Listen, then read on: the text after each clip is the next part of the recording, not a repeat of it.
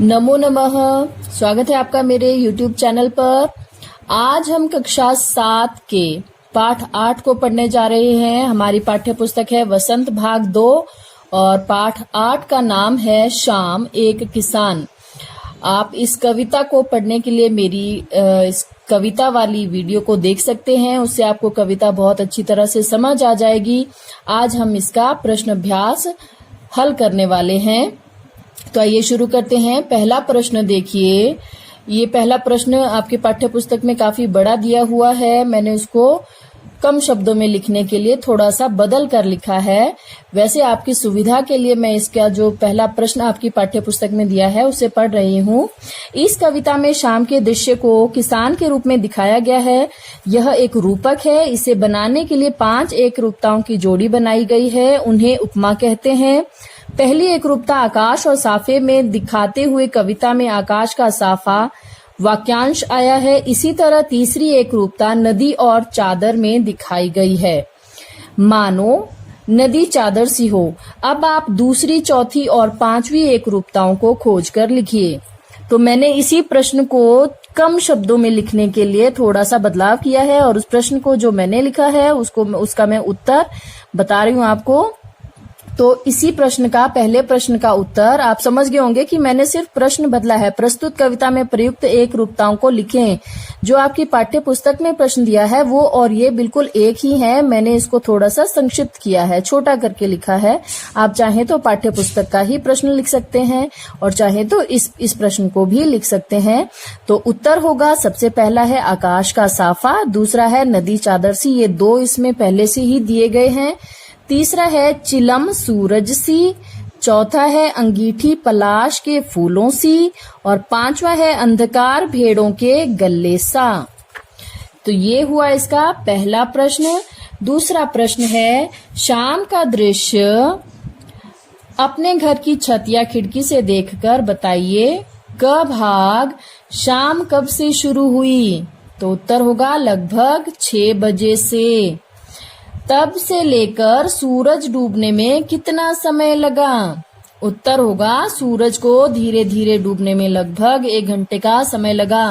आप विद्यार्थियों, आप सभी ने देखा होगा जब शाम के समय सूरज डूबने लगता है तो धीरे धीरे जो है, जब वो पूरी तरह से डूबता है तो उसको पूरी तरह से डूबने में काफी समय लग जाता है और वो लगभग 1 घंटे का समय होता है।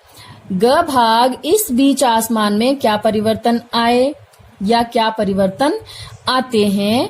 तो कभी आप सूर्यास्त होते समय देखना कि कभी बिल्कुल जो है उसका रंग कभी लाल नजर आता है, कभी पीला नजर आता है और धीरे धीरे वो रंग जो है गेहुआ होते होते होते बिल्कुल काला हो जाता है और आसमान में जो है तारे नजर आने लगते हैं। तो इसका उत्तर आप किस प्रकार से लिखोगे कि इस बीच आसमान का रंग लाल तथा पीले रंग में परिवर्तित हुआ तथा कुछ देर बाद अंधेरा छाने पर आसमान में तारे नजर आने लगे।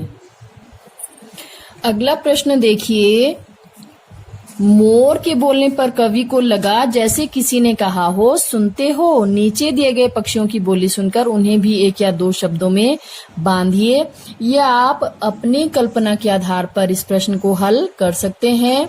अगला प्रश्न देखिए कविता से आगे। इस कविता को चित्रित करने के लिए किन किन रंगों का प्रयोग करना होगा। अब इस कविता को चित्रित करने के लिए, यानी कि आपने ये जो शाम एक किसान ये जो कविता पढ़ी है, इसमें आपको पता है उसमें क्या क्या वर्णन किया है कवि ने। उन्होंने रात का वर्णन किया है, पलाश के फूल किस तरह से नजर आ रहे हैं, उन सब का वर्णन किया है। आप चाहें तो इसमें देख सकते हैं। ये देखिए कि आकाश का साफा बांधकर, तो साफा जो है सफेद रंग का हो गया, ठीक है। सूरज की चिलम खींचता बैठा है किस पहाड़, यानी कि वो चिलम जो होगी लाल रंग की हो गई। पहला सफेद रंग हो गया, दूसरा लाल रंग हो गया। घुटनों पर पड़ी है नदी चादर सी और वो चादर का रंग आप देख पा रहे हो थोड़ा सफेद दिखाई दे रहा है। और पलाश के जंगल की अंगीठी पास ही दहक रही है और वो उसका रंग कैसा नजर आ रहा है, हल्का लाल या हल्का पीला नजर आ रहा है। तो ये सब रंग आप देखते जाइए कैसे कैसे रंग जो है एकत्रित होते जा रहे हैं। पलाश के जंगल जो है हल्का सा उनमें कालापन या भूरापन भी वो लिए हुए हैं, और जो वो दहकते हुए उसके पलाश के पेड़ों के पत्ते नजर आ रहे हैं वो दहकते हुए लाल रंग के या हल्के से पीले रंग की लालिमा लिए हुए नजर आ रहे हैं। तो ये भी एक रंग हो गया। अंधकार दूर पूर्व में सिमटा बैठा है भेड़ों के गले सा। अब अंधकार जो है यानी कि काला रंग हो गया, और भेड़ों के गले से यानी कि हल्का सा उसमें सफेदी भी है, सफेद रंग भी है। और उसके बाद उसमें अचानक बोला मोर। अब जब मोर की बात होती है तो यहाँ पर सरल सी बात है कि बैंगनी रंग भी इसमें आ जाएगा। फिर धुआं उठा। अब धुएं के लिए आप लोग फिर से थोड़ा सा सलेटी रंग का प्रयोग करेंगे। इस तरह से सूरज डूबा, अंधेरा छा गया, और अंधेरा छा गया यानी कि बिल्कुल काला रंग जो है सामने आ गया। तो इस तरह से आपके प्रश्न का जवाब आपको मिल गया होगा कि इस कविता को चित्रित करने के लिए किन किन रंगों का प्रयोग करना होगा। तो रंग कौन कौन से हुए? सफेद रंग, लाल पीला रंग, और काला रंग, ठीक है, और बैंगनी रंग, ठीक है। और एक नदी का रंग आप कह सकते हो, उसको सफेद कह सकते हैं या सलेटी रंग भी कह सकते हैं। उसके बाद प्रश्न दूसरा आप छोड़ दीजिए, इसमें कुछ खास नहीं है। शाम के समय ये क्या करते हैं पता लगाइए और लिखिए।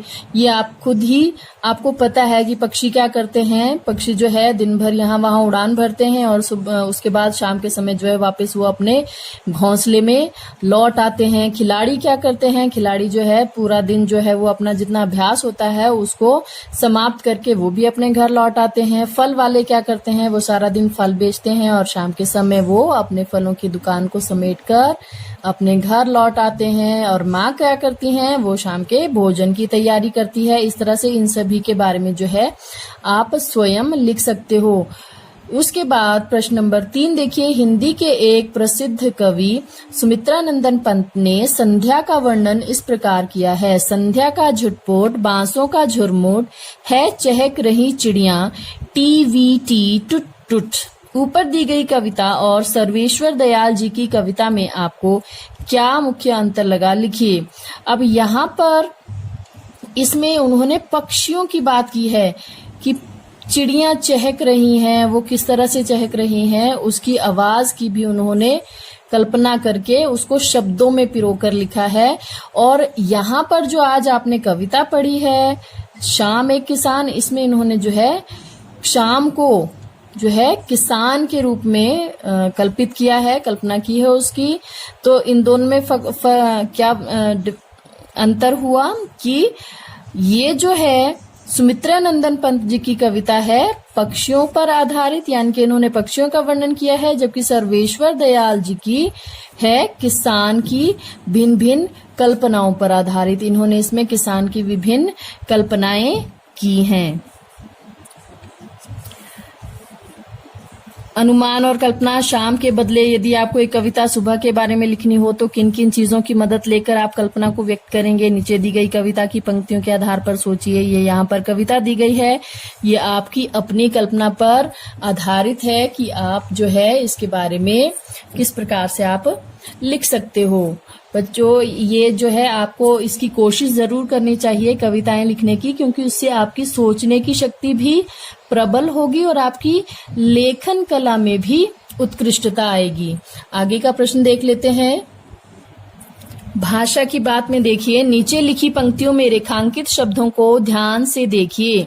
क है घुटनों पर पड़ी है नदी चादर सी। अब चादर सी कौन है? नदी है, यानी कि नदी की तुलना की गई है चादर से। तो जहां पर तुलना की बात होती है वहां पर उपमा अलंकार होता है। यहाँ पर है ये उपमा अलंकार। सिमटा बैठा है भेड़ों के गले सा, तो यहाँ पर भी उपमा अलंकार होगा। पानी का पर्दा सा मेरे आसपास था हिल रहा, ये भी उपमा अलंकार है। पर्दा सा, पानी का पर्दा सा, यानी कि पानी की तुलना हो रही है पर्दे से।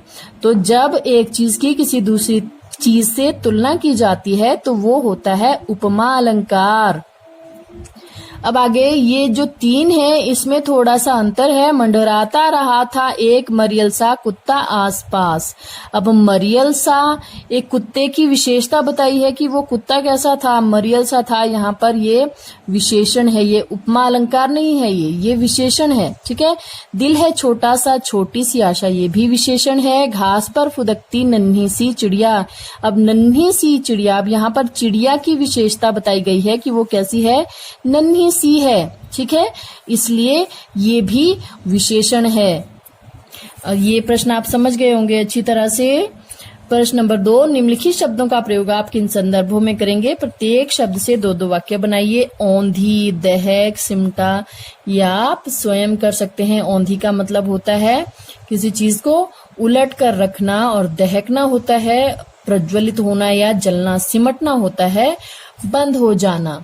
ठीक है, तो आज इस तरह से हमारा जो है ये प्रश्न अभ्यास इस पाठ का समाप्त होता है। आशा है आपको सभी अच्छी तरह से समझ में आ गए होंगे। धन्यवाद।